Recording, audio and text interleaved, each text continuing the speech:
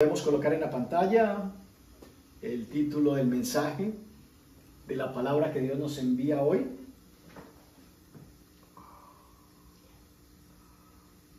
La permanencia nos da crecimiento. La permanencia nos da crecimiento. La vid en la antigüedad era uno de los cultivos que caracterizaban la tierra prometida. Al igual que los higos, al igual que el trigo, al igual que la cebada, al igual que las olivas. Fueron declaraciones que Dios usó para animar a su pueblo y decirles: a la tierra donde ustedes van a entrar, allí van a encontrar abundancia de todos estos frutos. Y quisiera comenzar con una historia que está en el libro de Números, en el capítulo 13. Vamos a leer el 13 y el 14. Del libro de Números. La permanencia nos da crecimiento. Voy a comenzar en el versículo del capítulo 13, verso 17. Dice la palabra: los envió pues Moisés a reconocer la tierra de Canaán, diciéndoles: subid de aquí al Negev, subid al monte, y observad la tierra como es, y el pueblo que la habita, si es fuerte o débil, si poco o numeroso. Cómo es la tierra habitada, si es buena o mala, y cómo son las ciudades habitadas, si son campamentos o plazas fortificadas, y cómo es el terreno, si es fértil o estéril, y si en él hay árboles o no. Y esforzaos y tomad del fruto del país. Y era el tiempo de las primeras uvas. Este relato viene en consecuencia de que el pueblo de Dios ha sido rescatado del oprobio de la esclavitud de Egipto, ¿verdad? Y van caminando y pasando un tiempo y un proceso en el desierto. Y en medio del desierto, Dios se manifiesta cuidándolos, se manifiesta guiándoles, se manifiesta haciendo milagros, se manifiesta haciendo provisión, pero les dice: este no es el final. El final es de que ustedes van a llegar a una tierra prometida. Y como el líder que Dios había escogido era Moisés, Dios le da instrucción precisa a Moisés, y Moisés envía a 12 espías a que vayan a mirar la tierra a la que tienen que entrar, pero para entrar a esa tierra tienen que conquistar, tienen que pelear y tienen que luchar, ¿verdad? Y él les dice: miren cómo es la tierra y el pueblo que la habita. ¿Es fuerte o débil? ¿Es poco o numeroso? ¿Cómo es la tierra? ¿Es buena o es mala? ¿Cómo son las ciudades que la rodean? ¿Son campamentos o plazas fortificadas? ¿Y cómo es el terreno? ¿Es fértil o estéril? ¿Si hay en él árboles o no? Y completa diciendo: y esforzaos, tomad del fruto del país. Y era el tiempo de las primeras uvas. Le da pautas de lo que tienen que hacer esos espías. Tienen que mirar primero si el pueblo es grande o es poquito, si son fuertes o si son débiles, cómo habitan, cómo viven. Y después le dicen: miren la tierra, si es una tierra fértil o es una tierra estéril. Pero ustedes van a entrar allá como parte de mis promesas, pero tienen que esforzarse. La vida cristiana es de esfuerzo. Dice la Escritura que el reino de los cielos lo arrebatan los violentos. La vida cristiana es apasionada si vivimos conforme al consejo y la instrucción de Dios. Si no vivimos conforme a ese consejo, la vida cristiana, mi hermano, le digo, es aburrida, perezosa y sin nada que desear. Pero aquí lo primero que él les dice: miren todas estas cosas para que después traigan un reporte a la congregación, al pueblo, y entonces hayan ustedes un esfuerzo, hayan ustedes un interés, hayan ustedes una pasión y un deseo por conquistar. Sigo leyendo. Miremos lo que hicieron entonces. Pero lo que me llamó la atención dice, y era el tiempo de las primeras uvas, y me voy a comer una uva. Y ellos subieron y reconocieron la tierra del desierto de Sin hasta Rehob, entrando en Amad. Y subieron al Negev y vinieron hasta Hebrón, y allí estaban Aimán, Seai, Tamaí, hijos de Aná.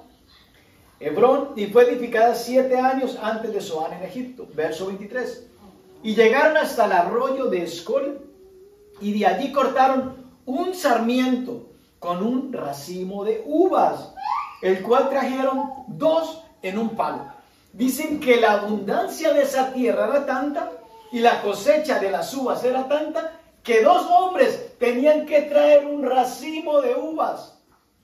¿Cómo era de grande y de abundante la cosecha? Que no lo podía cargar una sola persona, sino que una sola rama con un sarmiento con un racimo de uvas era abundante, y 2 hombres tenían que traerla. Sarmiento es lo que le brota a la ramita de la vid, y de donde allí comienzan a colgar las uvas, a lo que nosotros le llamamos un racimo. Ajá. Dice, y se llamó aquel lugar, y cortaron un sarmiento con un racimo de uvas, el cual trajeron 2 en un palo, y de las granadas y de los higos. Y se llamó aquel lugar el Valle de Escol, por el racimo que cortaron de allí los hijos de Israel. Y volvieron a reconocer la tierra al fin de 40 días. ¿Cuánto tiempo estuvieron? 40 días haciendo un análisis de si entramos o no entramos, cómo es la tierra, es buena o es mala, es escasa, es abundante, los que la moran son pocos, son muchos, son fuertes, son débiles.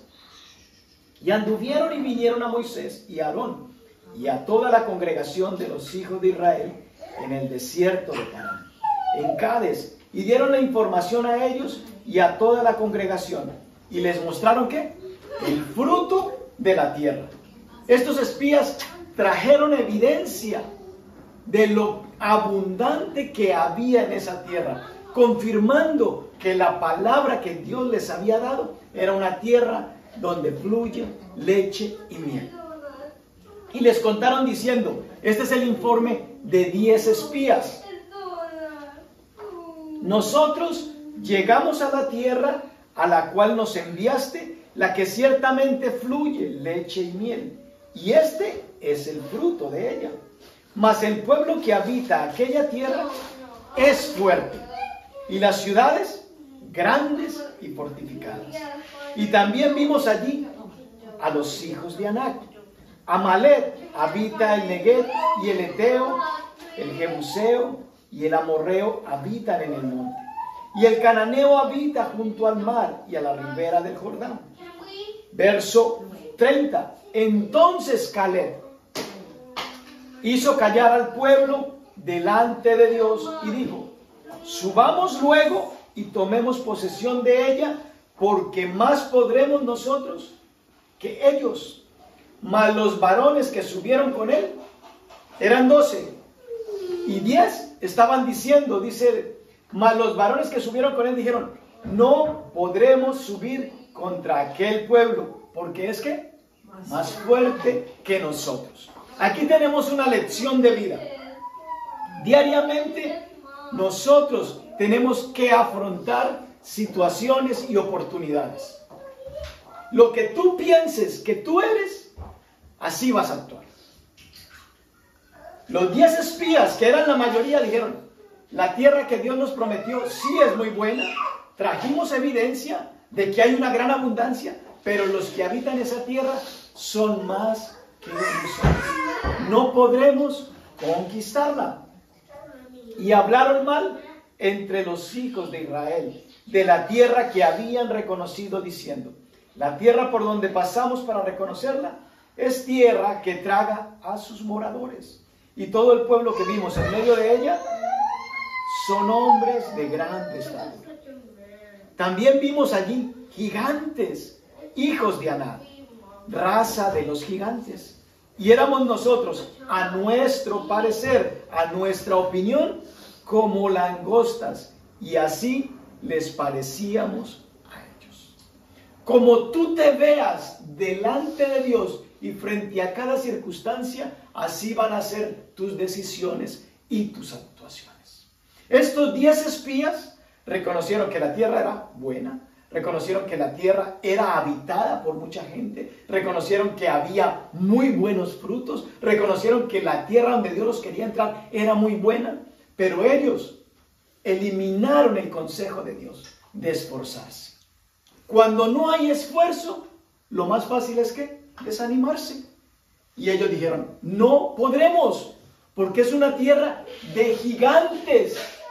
Ellos vieron hombres de mayor tamaño que ellos. Y a veces así es nuestra vida. Vemos circunstancias tan grandes que comparado con la capacidad natural que nosotros tenemos, decimos, nunca podré superar, nunca podré lograr, nunca podré alcanzar. Entonces, lo que tú pienses que tú eres, eso te va a llevar a actuar. Y Dios quiere que tú pienses de la manera que Dios dijo que tú eres. Aquí con frecuencia cantamos una canción que dice que oigo voces que me hablan y me dicen lo que yo no soy. Y después cantamos, pero sí, tu palabra me sostiene, tu palabra me da fuerza y tu palabra yo soy lo que soy. Eso lo cantamos el día domingo. Y salimos el lunes, el primer dificultad, no, yo no puedo con esto. Esto es mucho para mí. Yo no puedo, no soy capaz. No. Nos desanima porque tenemos un concepto equivocado de nosotros mismos. Y por eso no nos esforzamos, que fue el consejo de Dios. Sigo leyendo. Verso 32. Y hablaron mal entre los hijos de Israel de la tierra que habían reconocido, diciendo, la tierra por donde pasamos para reconocerla es tierra que traga a sus moradores. Y todo el pueblo que vimos en medio de ella son hombres de grande estatura. Nosotros, la mayoría de nosotros en esta congregación hispanos, vivimos en una sociedad y vivimos en una cultura y en un país en donde nosotros podríamos colocar en la balanza y decir, es una ciudad llena de maldad, es una ciudad llena de pecado, es una ciudad llena de engaño.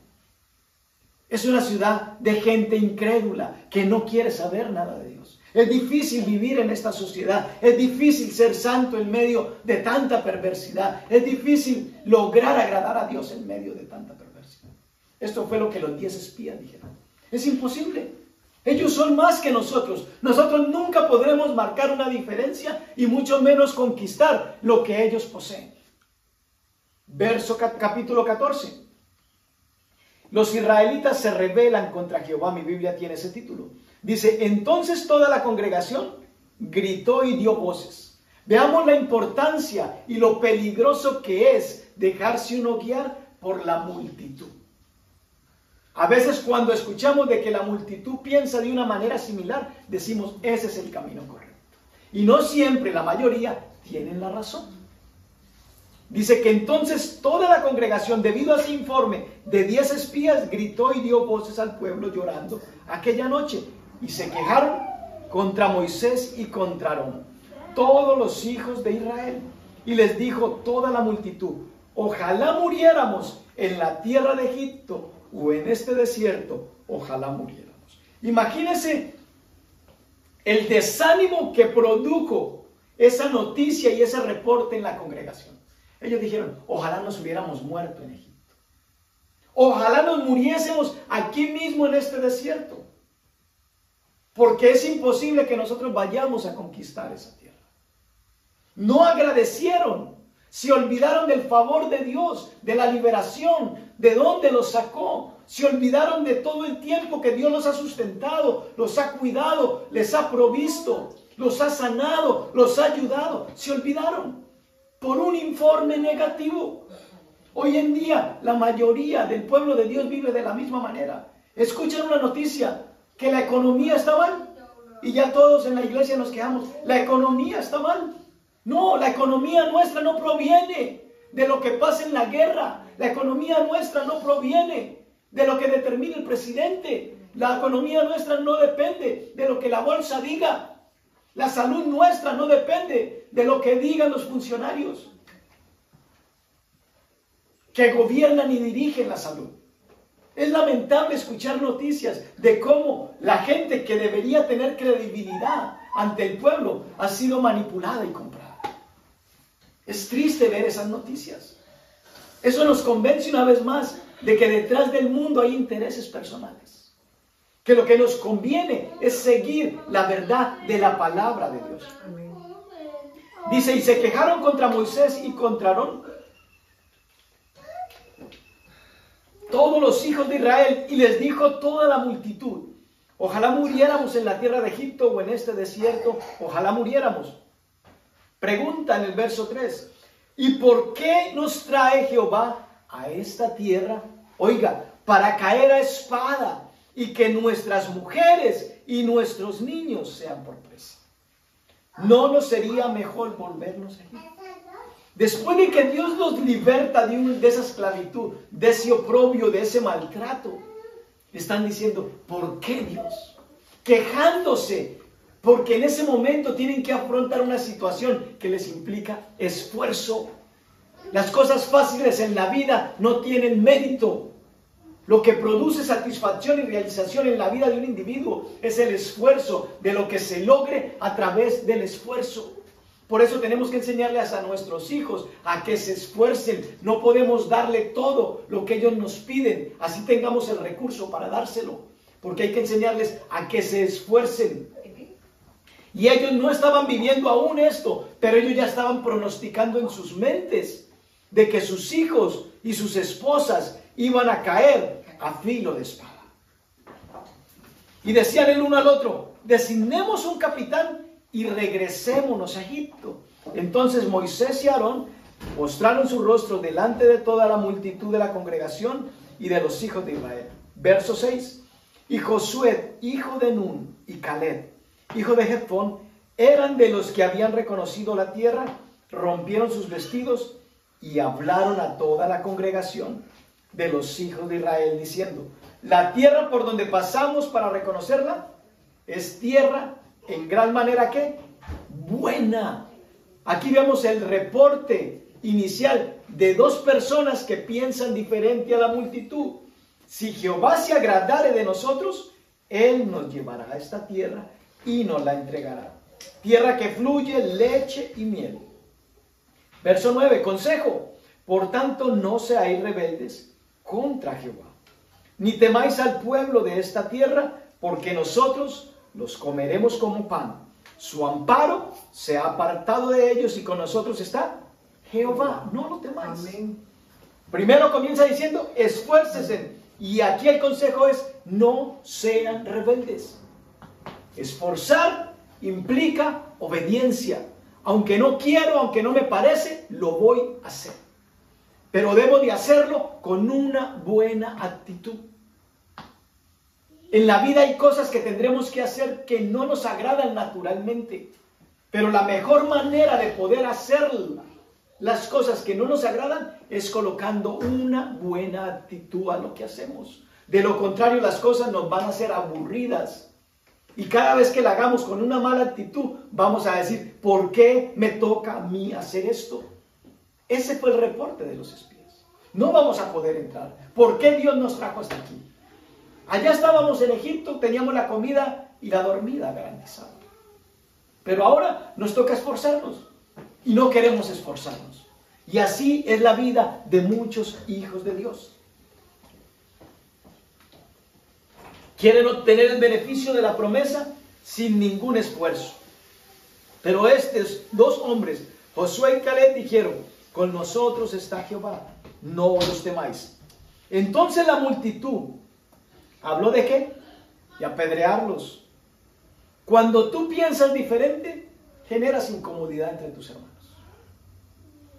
Los que los querían apedrear no eran los donde tenían que ir a conquistar, eran sus propios hermanos. ¿Por qué? Porque pensaban diferente. Cuando tú piensas diferente, chocas con las ideas y los pensamientos de los demás. Y en la iglesia pasa exactamente lo mismo. Te dicen fanático o dicen tú estás creyendo cosas que ya no se cumplen en la Escritura. Y por eso hay tanta división dentro del pueblo de Dios. Cuando deberíamos de unirnos para fortalecer nuestras debilidades, nosotros lo que hacemos con las diferencias es separarnos, lo que hacemos es criticarnos, lo que hacemos es murmurarnos, porque pensamos diferente.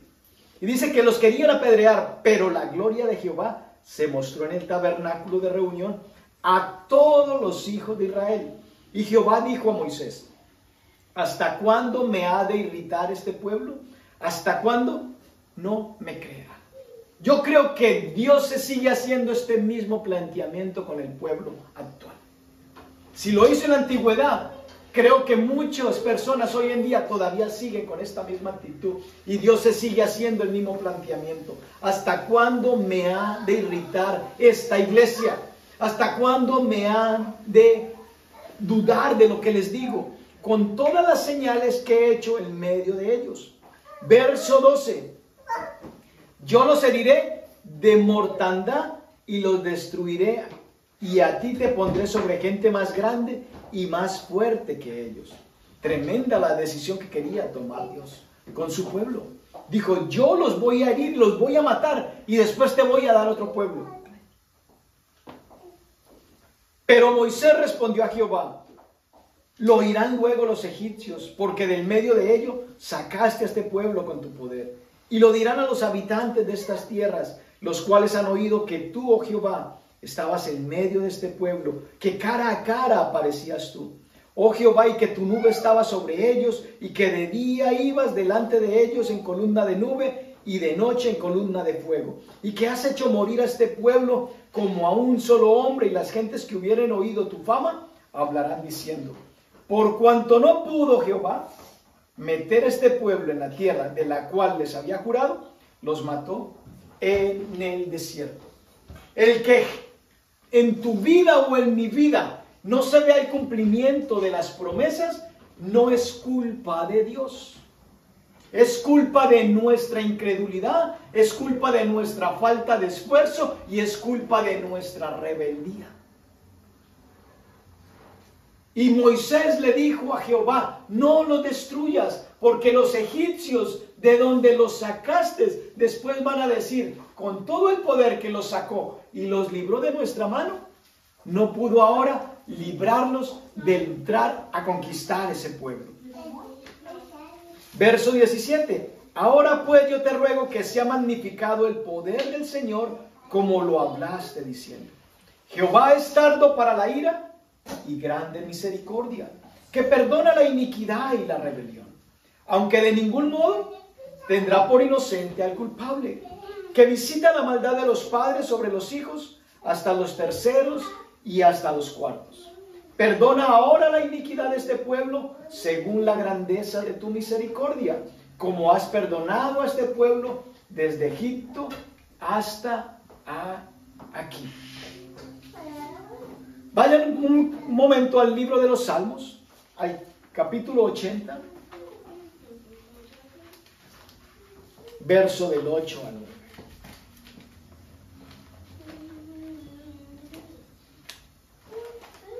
La vid es un símbolo del pueblo de Israel. El versículo 8 del capítulo 80 de Salmos dice: hiciste venir una vid de Egipto. ¿Cómo Dios miraba a Israel? Como una vid. ¿Que sacó de dónde? De Egipto. Echaste las naciones y la plantaste. Limpiaste sitio delante de ella e hiciste arraigar sus raíces. ¿Y esas raíces qué hicieron? Llenaron la tierra. Pero en la historia bíblica vemos de referencia que hay muchas veces que la vid se corrompe. Aunque Dios lo ve como una vid, esa vid se ha corrompido. Jeremías 2:21.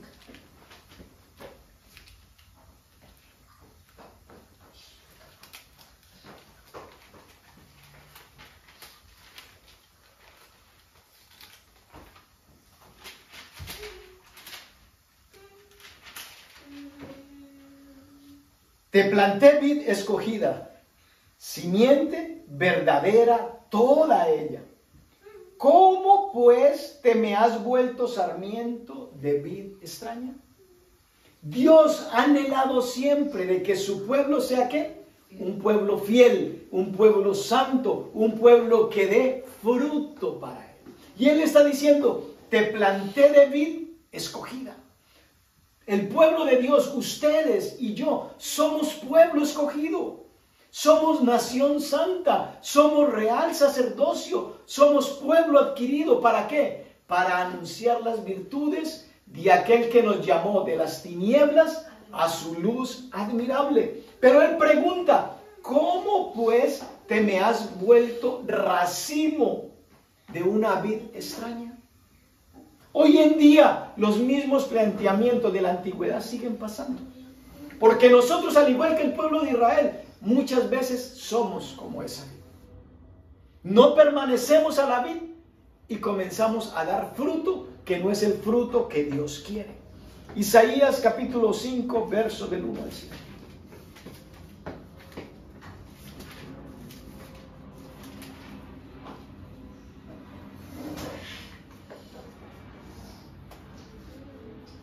Ahora cantaré por mi amado, el cantar de mi amado a su viña. Tenía mi amado una viña en una ladera fértil.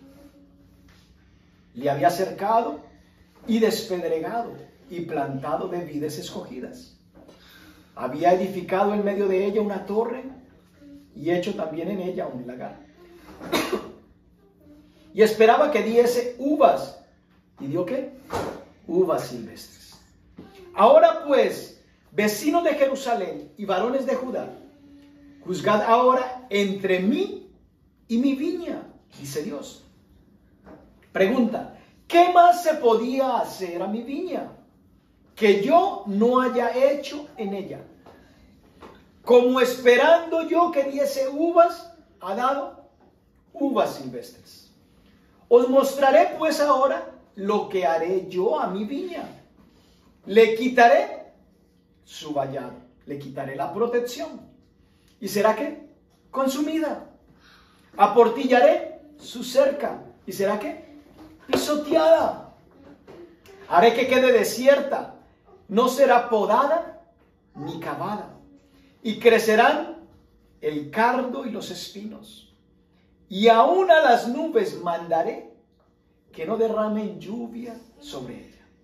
Ciertamente la viña de Jehová de los ejércitos es la casa de Israel. Y los hombres de Judá planta deliciosa suya. Esperaba juicio y he aquí vileza, justicia y he aquí reclamo. Dios escoge siempre a su pueblo. Usted y yo somos parte del pueblo escogido de Dios. Pero hay cosas que Dios espera que usted haga y que yo haga que Él no va a hacer. Como planteó con Israel. ¿Qué le faltó a mi viña? Todo lo hice. La protegí, la planté, la sembré, la cuidé. Pero en vez de buen fruto, ¿qué me dieron? En vez de brindarme justicia, ¿me dieron qué? Injusticia. Entonces ahora, como eso es lo que ustedes quieren, ¿qué voy a hacer yo como Dios? Les voy a quitar mi protección. No me voy a interesar más y van a sufrir las consecuencias. Dios quería una nación santa y apartada y que diera fruto de justicia para Él. Pero frente al fracaso de Israel como pueblo escogido de Dios y frente a la hipocresía de los líderes religiosos de su tiempo, Jesús nos hace la siguiente declaración. Vayan al libro de Hebreos capítulo 1, verso 1 y 2.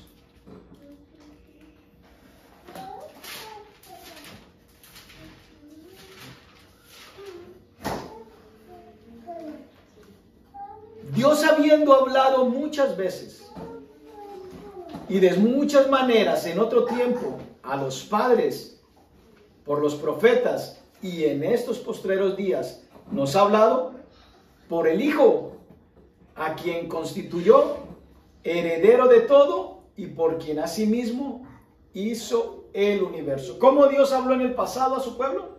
Por medio de profetas. ¿Cómo Dios nos habla a nosotros en este tiempo? Por medio del Hijo. ¿Ok? Vayan al Evangelio de Lucas, al capítulo 8.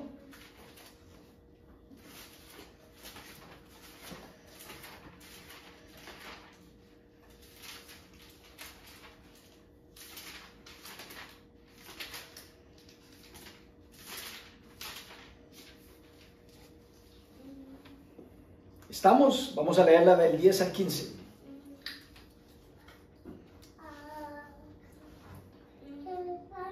Y él dijo, acabamos de leer en Hebreos de que en el tiempo pasado habló por profetas y a nosotros nos ha hablado por medio del Hijo, a quien constituyó heredero de todo. Verso 10, él dijo, a vosotros os es dado a conocer los misterios del reino de Dios, pero a los otros por parábolas, para que viendo no vean y oyendo no entiendan. A los que son discípulos de Jesús, Él les habla de manera clara. A los que no son discípulos les habla ¿cómo? Por parábolas. Esta es pues la parábola. La semilla es la palabra de Dios. Y los de junto al camino son los que oyen. Y luego viene el diablo y quita de su corazón la palabra para que no crean y se salven. Aquí venimos a la iglesia a hacer ¿qué? A escuchar, ¿verdad? Entonces, aquí comienza diciendo que hay unos que son los de junto al camino, que oyen. Y luego viene ¿quién? El diablo. O sea que el diablo está pendiente de lo que hoy se está predicando. El diablo está pendiente de lo que usted está escuchando. ¿Para qué? Para que cuando usted salga de aquí, él va a hacer su trabajo y usted tendrá que hacer el suyo. Él dice, y luego viene el diablo y quita de su corazón la palabra para que no crean esa. Julio, pero si yo estoy con Dios, ¿cómo el diablo mete la mano en mi corazón? Eso es asunto suyo, eso no es asunto mío. Yo tengo que esforzarme, como fue el consejo para los 2 espías. Esfuércense, no sean rebeldes. Pero si yo no me esfuerzo y en mí hay rebeldía, aunque escucho y no obedezco, le estoy diciendo al diablo, meta la mano y saque lo que hoy sembraron. Verso 13, los de sobre la piedra son los que, habiendo oído, reciben la palabra con gozo, pero estos no tienen raíces. ¿Qué hicieron los de la piedra? También oyeron. No había ningún sordo entre los oyentes. Creen por algún tiempo y en el tiempo de la prueba se apartan. Lo mismo que el pueblo de Israel. Los sacó de Egipto y creyeron felices. ¡Wow! Nos libertó del oprobio, de la esclavitud. Y ya estamos aquí en el desierto. Nos abrió el Mar Rojo. Cruzamos. Vimos cómo se ahogaron nuestros enemigos. Pero ahorita estamos caminando en el desierto. Y nos dicen que nos van a meter a una tierra que fluye leche y miel. En teoría suena tan bonito. Pero ¿cuál es la parte que a mí me toca? El esfuerzo. Pero no me quiero esforzar. Yo soy perezoso. Yo como estoy cómodo. Estoy cómoda. No quiero hacer mucho. Quiero que Dios haga todo por mí. Y la mala noticia es de que Dios no va a hacer todo por usted. Lo que Él ya tenía que hacer por usted y por mí, ya lo hizo. Ahora nos toca a usted y a mí esforzarnos, ser esforzados. Entonces dice que los de la piedra son los que creen por algún tiempo y en el tiempo de la dificultad, ¿qué pasa? Se aparta. Definitivamente hay mucha gente que dice, yo fui cristiano. Yo en alguna época asistía a una iglesia. Yo en alguna época escuchaba. Yo en alguna época me congregaba. ¿Y qué pasó? Puede ser de aquellos que estaban junto al camino o puede ser de aquellos en los que la semilla cayó sobre piedra. ¿Qué tipo de terreno eres tú?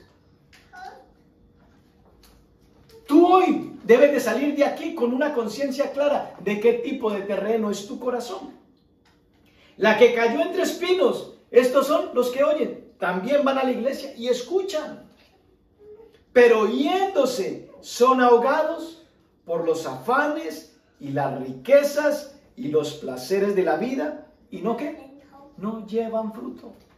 Salen de aquí y caen en el engaño y en la trampa del enemigo. Hay que hacer riquezas. Y comienzan a desviarse, ya no se congregan, ya no participan, ya no oran, ya no buscan. ¿Por qué? Porque dicen, no, yo tengo que realizarme profesionalmente primero. Y no se esfuerzan en hacer lo natural y en hacer lo espiritual. Verso 15. Mas la que cayó en buena tierra, estos son los que corazón bueno, con corazón bueno, no con la cabeza, recto, retienen la palabra oída y dan fruto con perseverancia. ¿Cuál es el título del mensaje que Dios nos envía hoy? Se les olvidó, no lo coloquen en la pantalla. Se les olvidó. Se les olvidó. ¿Sí ven? No se esfuerzan. Sencillo. Hace un par de minutos colocaron el título. No saben ni de lo que estamos hablando. La permanencia nos da crecimiento. ¿La permanencia en dónde, Julio? ¿En Netflix? ¿En la playa? ¿En la discoteca? ¿Jangueando? ¿La permanencia dónde? La permanencia en la comunión con la palabra de Dios. No te estoy hablando que tienes que mantener las 24 horas del día metido en la iglesia, porque eso tampoco determinará tu crecimiento. Es la permanencia en comunión, en intimidad, en una relación personal con tu Hacedor. Eso es lo que te va a dar crecimiento y te va a cambiar tu actitud para que seas un hombre, una mujer, un niño, una niña esforzado. Y que no caigamos en rebeldía. Vayan ahorita sí al Evangelio de Juan, que es donde vamos a comenzar el desarrollo del tema. Al capítulo 15. Ya se asustaron porque dice la prédica va a estar muy larga. Juan capítulo 15, versos del 1 al 17.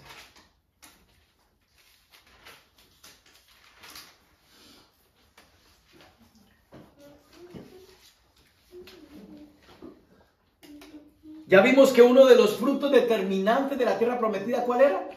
La vid, las uvas. Era tiempo de las primeras uvas. Que los espías cuando fueron, ¿qué? Vieron las uvas que eran tan grandes que entre dos tenían que cargar un sarmiento, un racimo, porque no se podía llevar una sola persona. Y el capítulo 15 nos dice, Jesús, yo soy la vid verdadera y mi Padre es el labrador. Si Jesús se define como la vid verdadera, quiere decir de que hay muchas vides de donde echar mano. Hay muchas cosas que te entretienen, que parecen ser verdaderas, pero no son verdaderas. Oro que Dios sea mostrándote por medio de su Santo Espíritu cuál es la vid en la que tú estás permaneciendo. Si estás en la correcta o en la incorrecta. Pero Jesús se define, yo soy la verdadera. ¿Y mi papá es el qué? El jardinero, el que trabaja en landscaping, el que hace el trabajo de que la semilla que se sembró comience a florecer y comience a dar fruto. Verso 2. Todo pámpano que en mí no lleva fruto, ¿qué pasa? Lo quitará. Y todo aquel que lleva fruto, lo limpiará para que lleve más fruto. Al que no lleva, ¿qué le pasa? Se cae de la mata. Y al que lleva fruto, lo limpian. Pero no, ¿cuál es el final de los dos? Ambos quedan fuera de la mata. Pero a veces creemos de que si no llevó fruto, lo cortaron. Y al otro que llevó fruto lo dejaron en la mata. No. Da fruto para que sirva de algo. A ambos los van a quitar de la mata. Pero dice que al que lleva fruto lo limpian. ¿Para que lleve qué? Más fruto. Quiere decir que aunque no estás literalmente pegado a la vid, tienes una comunión tan íntima y estrecha que aún te sustenta y te sigue enseñando y mostrando el camino por donde debemos de andar. Verso 3. Ya vosotros estáis limpios por la palabra que os he hablado. ¿Qué le quiso decir a sus discípulos? Ya ustedes están limpios. Ustedes no necesitan de que mi papá los limpie más, porque mi sangre derramada en la cruz del Calvario fue suficiente detergente para que sus manchas, pecados y delitos fueran removidos. Ya ustedes están limpios por la palabra. La palabra es lo que me limpia. Verso 4. Permaneced en mí. Si puedes, subraya, permaneced. ¿Cuál es el consejo? Permanencia. Permaneced en mí y yo en vosotros. Como el pámpano no puede llevar fruto por sí mismo si no permanece en la vid, así tampoco vosotros si no permanecéis en mí. Permanecéis es sinónimo de paciencia. No te desanimes. Dios no ha terminado la obra ni contigo ni conmigo. Y el consejo es de que permanezcamos. El día esté soleado o esté nublado, permanezcamos. Buen tiempo o mal tiempo, permanezcamos. El reporte para los 2 espías es: vayan y miren la tierra. Si es buena, si es mala, si es poca, si habitan gigantes, si son pequeños, si son fuertes, si son débiles, si hay árboles, si no hay árboles. Pero no importa lo que haya, es la tierra que yo les voy a dar. Ustedes tienen que esforzarse, permanecer. Verso 5. Yo soy la vid y ustedes son los pámpanos. Una vez más, el que permanece en mí y yo en él, ¿este qué? Lleva mucho fruto, porque separados de mí, nada podéis hacer. La permanencia es lo que nos da poder. La permanencia es lo que nos hace fructíferos. La permanencia, a pesar de permanencia, permanecer. Verso 6. El que en mí no permanece será echado fuera como pámpano y se secará, y los recogen y los echan en el fuego y arden. La gente lee esto y dice: ay, yo no di fruto, me separaron y ahorita me voy a quemar en el infierno. No. Tanto la uva que sirve como la que no sirve la van a quitar de la rama. Acuérdense de que la uva, para que dé buen vino, tiene que tener una cáscara delgadita. ¿Para qué? Para que esa cáscara delgadita, toda la sustancia quede por dentro, en la fruta y no en la cáscara. Y para que la cáscara se ablande, tiene que estar expuesta ¿a qué? A la inclemencia del clima. Tiene que ser asoleada. Tiene que ser muchas veces tostada. Tiene que ser muchas veces trajinada. Y por último, ¿cómo termina? La tiran en un piso. ¿Y qué comienzan a hacerle? ¡Ay! ¿Quién quiere ser uva? El único valiente aquí, el único. ¿Quién quiere ser uva? ¿Cuál es el fin de la uva? Aplastar. ¡Ay! Me humillaron. Me dijeron cosas feas. No me miró. Me dijo gorda. Mi marido no me quiere. Y la estriparon y salió el jugo. ¿Y el jugo de qué sirvió? Se desperdició. No es que te vas a perder en el infierno si no das fruto, porque a ambas, la que sirve y la que no sirve, la van a quitar de la mata. Lo que la palabra de Dios nos dice es de que podamos cumplir el propósito para el cual fuimos creados y redimidos. La permanencia es lo que nos lleva al cumplimiento del propósito. Si no permanecemos, sencillamente estaremos jugando a la religión, como jugó el pueblo de Israel. Fueron la viña escogida de Dios, pero su religiosidad, la falta de sinceridad, los llevó a no cumplir el propósito de Dios. Y en vez de dar un fruto, dieron uvas silvestres, agrias.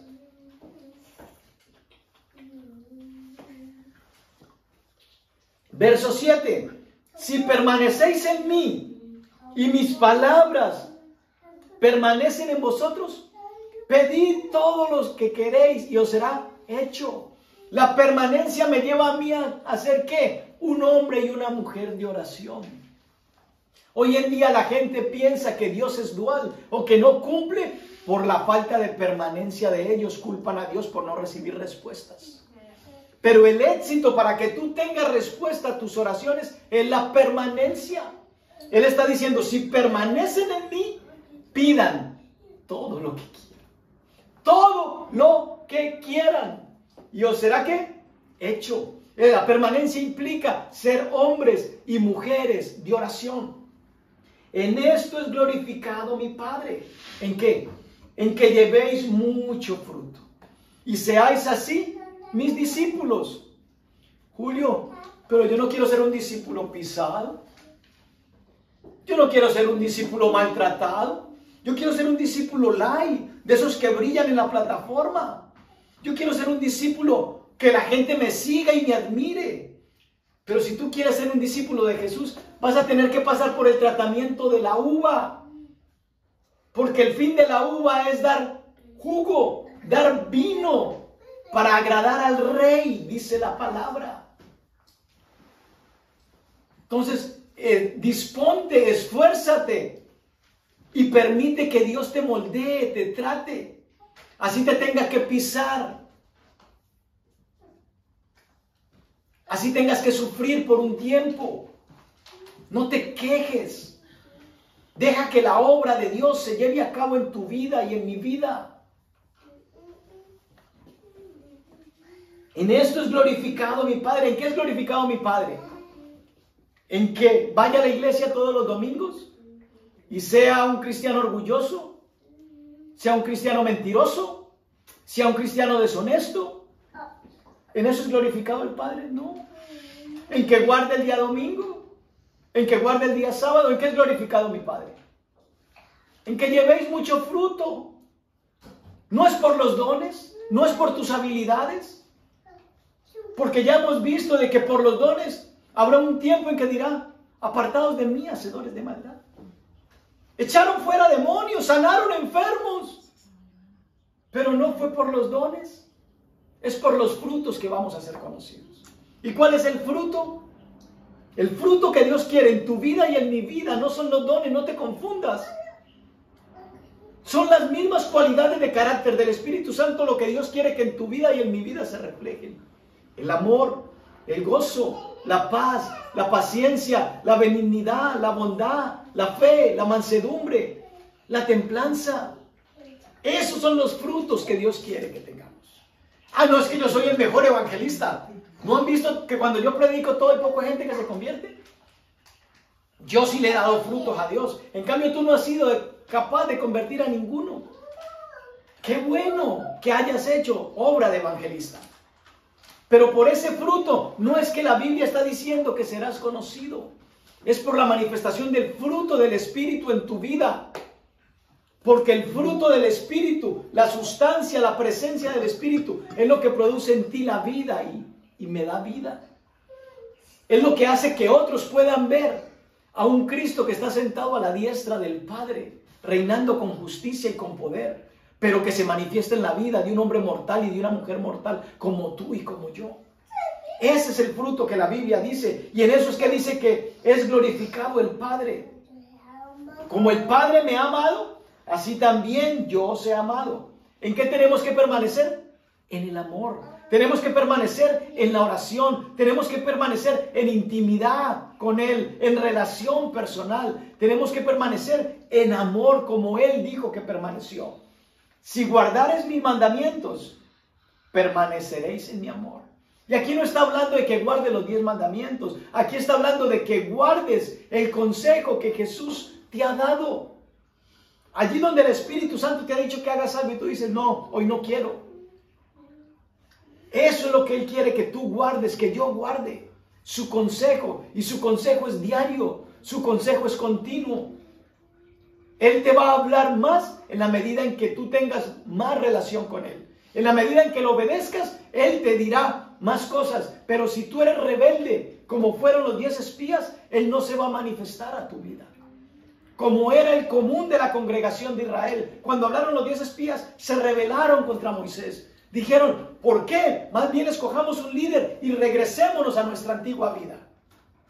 Hoy en día muchos quizás dentro de la iglesia están deseando lo mismo. Mi vida pasada era más apasionada. Como les dije al comienzo, si tú no tienes una clara identidad de quién eres en Cristo, tu vida cristiana va a ser aburrida y mediocre. Pero la vida cristiana con Cristo, llevada con el cumplimiento del propósito de Dios en tu vida, en cada etapa de desarrollo, es apasionante. Podrá haber momentos de crisis porque los va a haber, porque la Biblia te los garantiza. Pero dice que de todas esas aflicciones, Él te va a librar. Entonces dime, ¿cuál es tu preocupación? Si Él prometió, de todas tus aflicciones yo te libro. Sencillamente esforcémonos y vivamos los procesos que tengamos que vivir. Ay, es que me toca llorar mucho. Pues llora. Es que me toca ayunar mucho. Pues ayuna. Porque tú no vas a conocer a Dios de manera real y verdadera con un servicio dominical. Tú no vas a conocer a Dios por seguir un curso de discipulado. Tú vas a conocer a Dios realmente en tus momentos más oscuros y críticos. Si decides permanecer, allí es donde Él se va a revelar a tu vida. En la comunión íntima y estrecha, allí en el momento del sufrimiento. Allí vas a conocer quién es realmente Dios y que Dios se glorifica en tu debilidad. Cuando todo va bien, sí, aplauso y grito y salto es fácil. Pero cuando todo va mal, seguir haciendo lo mismo es difícil. Dice el verso 11, estas cosas os he hablado para que mi gozo esté en vosotros y vuestro gozo sea cumplido. Este es mi mandamiento, que os améis unos a otros como yo os he amado. Me cuesta amar a mi vecino porque es un inconverso, es un pervertido. No quiero amarlo ni quiero perdonarlo. Menos a mi tía, menos a mi tío, menos a mi hermano, menos a mi marido y a mi mujer. No los quiero perdonar. Me han hecho mucho daño. Y Jesús te dice, si permaneces en mí, tendrás la capacidad, tendrás la fuerza, tendrás el poder del Espíritu que te ayude para llevar a cabo el perdón que necesitas darle a aquellas personas que te han ofendido y te han herido. Porque quiero que el gozo que tuvo Jesús, Él mismo lo está diciendo, quiero que ese gozo se cumpla en ustedes. Este es mi mandamiento, que os améis unos a otros como yo os he amado. Él no te amó a ti porque eres bueno. Él no te amó a ti porque eres buena. Él te amó a ti porque decidió amarte con cualidades, con virtudes y con defectos, con pecados aún. Te ama Dios. Pero nosotros condicionamos siempre a la gente. Si cambias tu conducta, te perdono. Si no, no te perdono. Entiende que el poder de cambio y de transformación en la vida de un individuo no depende de ti, no depende de mí, depende del poder de Dios y de su Santo Espíritu. Porque es la unción del Espíritu la que rompe y pudre el yugo en la vida de un ser humano. No son tus palabras, no son mis palabras, es el poder del Evangelio que cambia y que transforma. Pero tú y yo tenemos que permanecer para que la gente pueda ver. Si no permanecemos, la gente no verá en ti nada diferente. Y si no ven nada diferente, entonces ¿para qué cristianismo? ¿Para qué seguir a Dios? Nadie tiene mayor amor que este, que uno ponga su vida por sus amigos. Vosotros sois mis amigos si hacéis lo que yo os mando. ¿Quieres ser un discípulo, pero además de discípulo amigo? Tienes que ser un discípulo obediente. Tienes que ser una discípula obediente. Si te quieres convertir en un nivel más estrecho de relación con Dios. Él le dijo esto a sus discípulos. Quiero llamarlos mis amigos, pero tienen que hacer lo que yo les digo. Ya no os llamaré siervos, porque el siervo no sabe lo que hace su Señor.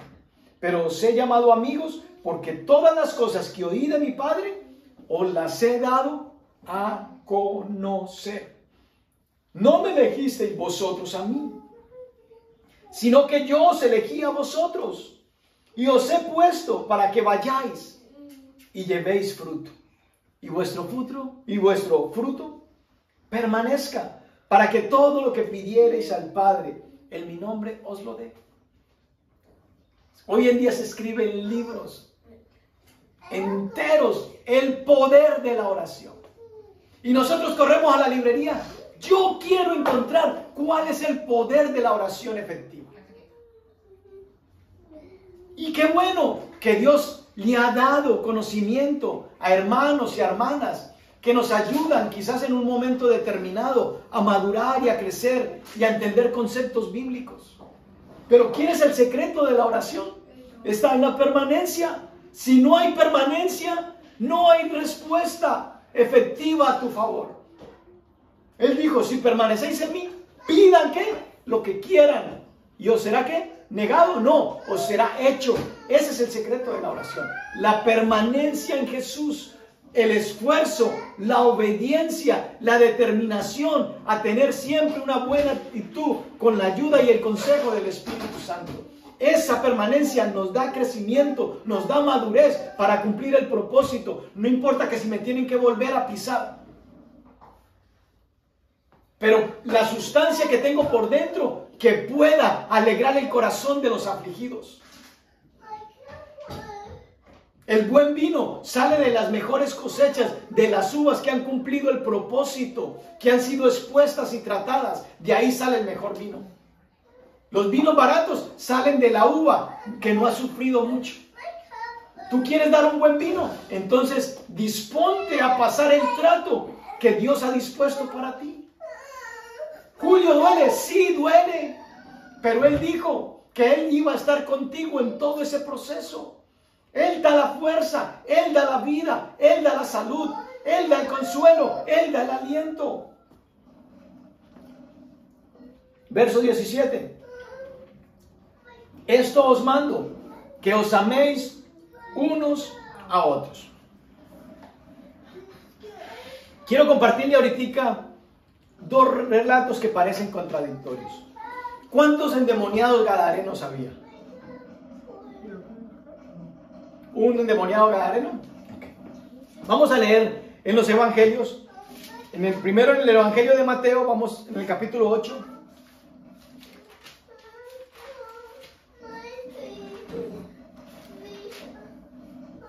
Versículo 28 al 33.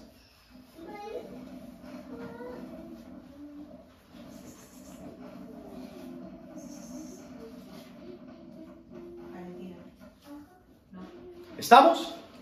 Dice Mateo 8:28.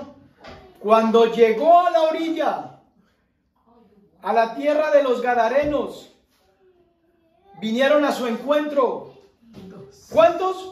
Dos endemoniados que salían de los sepulcros, feroces en gran manera, tanto que nadie podía pasar por aquel camino. Y clamaron diciendo: ¿qué tienes con nosotros, Jesús, Hijo de Dios? ¿Has venido acá para atormentarnos antes de tiempo? Escuche lo que un demonio le dice a Jesús. ¿Para qué fue enviado Jesús? Para sacar el demonio de ese nombre. Jesús vino para deshacer las obras del diablo. Que no se te olvide esa labor general de Jesús. Vino para deshacer las obras del diablo, para anular, para quitar, para cancelar. Y estos dos endemoniados clamaron diciendo: ¿qué tienes con nosotros, Jesús, Hijo de Dios? El endemoniado o los endemoniados reconocieron que era ¿qué? Hijo de Dios. A ti y a mí nos conviene que en el mundo espiritual nos reconozcan como hijos de Dios y no como un payaso espiritual. Los payasos espirituales lo que hacen es reír a la gente, pero no tienen poder de Dios.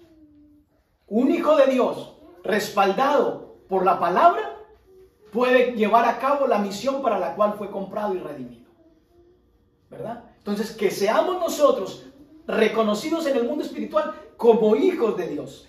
¿Has venido acá para atormentarnos antes de tiempo? Jesús vino para atormentar al diablo. El diablo no fue puesto ni está aquí en la tierra para que te atormente a ti ni a mí como hijo. Tú fuiste creado por Dios y redimido por Dios para que tú atormentes al diablo y para que tú seas colaborador de Cristo en su ministerio para atormentar al diablo. Estaba paseando lejos de ellos un hato de muchos cerdos, y los demonios le rogaron diciendo: si nos echas fuera, permítenos ir a aquel hato de cerdos. ¿Ya ven que los demonios necesitan cuerpos para habitar? Okay. Él les dijo: id. Y ellos salieron y se fueron a aquel hato de cerdos. Y aquí todo el hato de cerdos se precipitó en el mar por un despeñadero y perecieron en las aguas. Y los que apacentaban huyeron, y viniendo a la ciudad contaron todas las cosas y lo que había pasado con los endemoniados. Miremos ahora Marcos capítulo 5.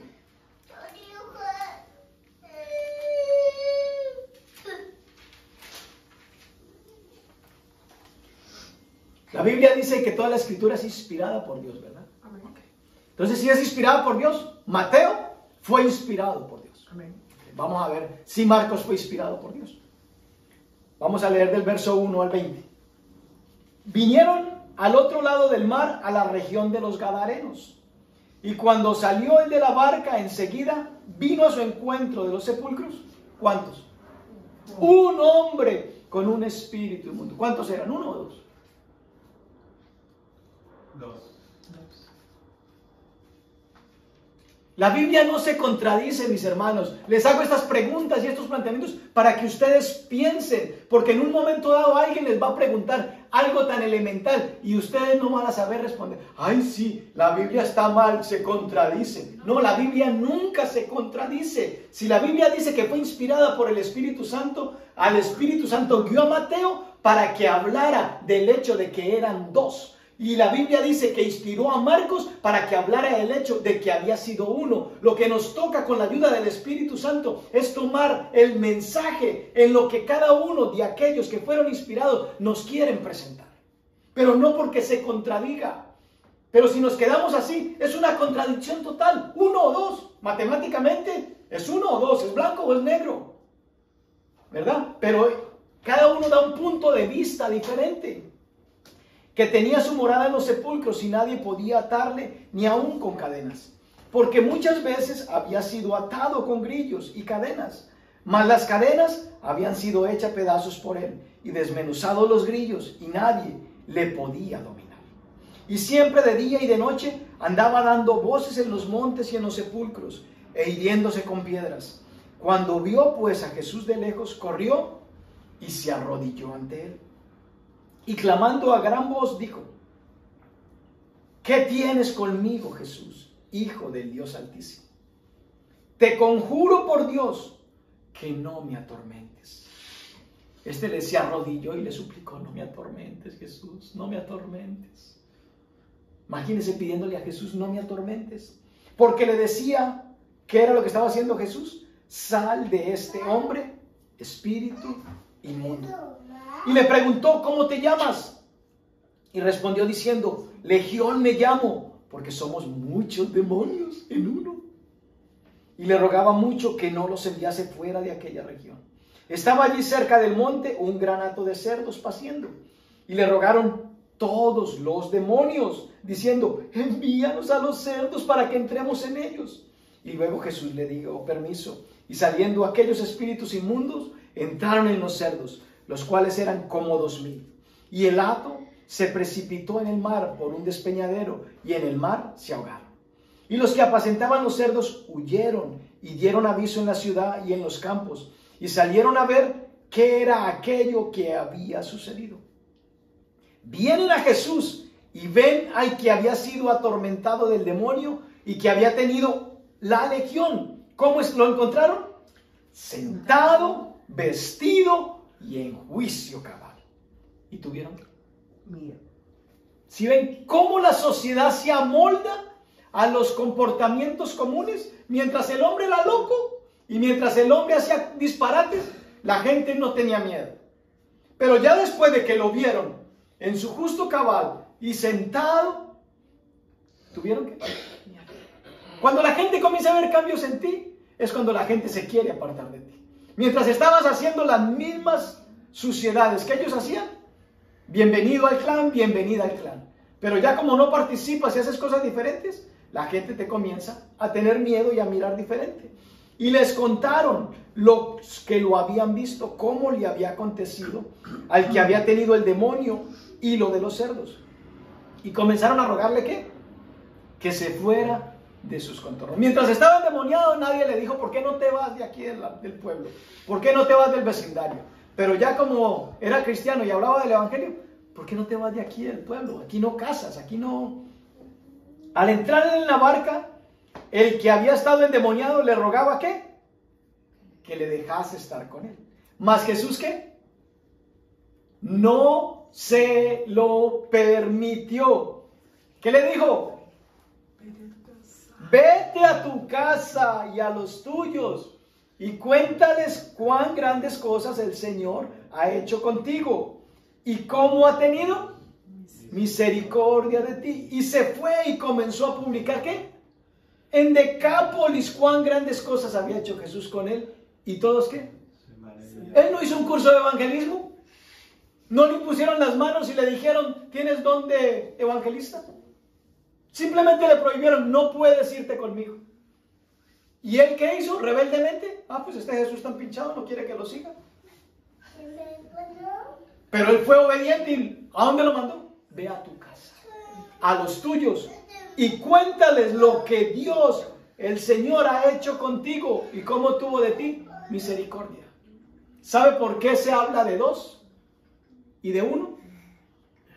Por la gratitud. Fueron dos endemoniados, pero solamente uno decidió permanecer. El otro lo liberaron. Y la Biblia no volvió a contar qué volvió a pasar, si se le volvieron a meter los demonios o no se le volvieron a meter. Pero cuentan de este, que fue obediente, permaneció y Dios lo usó para su propósito. Aunque no caminó con Jesús, aunque no le fue permitido estar con Jesús, fue un hombre que cumplió el propósito de Dios, para lo cual fue liberado. Tú y yo nos vamos a caer de la mata. Nos van a arrancar por buenos o por malos. Pero tú determinas cuál es el uso que le van a dar a la calidad del fruto que tú ofreces. Hay otro relato que habla de 10 leprosos. Y solamente uno volvió a dar las gracias. ¿Qué pasó con los 9? No hubo permanencia. Cuando tú decides permanecer, Dios se encarga de darte honra y de usarte. Pero cuando tú no decides permanecer y eres una persona inconstante, Dios no puede llevar a cabo sus propósitos. No puede darte respuesta a todo lo que tú pides. Porque el secreto del crecimiento y la madurez y la profundidad de intimidad en la relación con Dios es a través de la permanencia. Tenemos que permanecer en el amor, tenemos que permanecer en la oración para que podamos llegar a ser contados como amigos de Dios.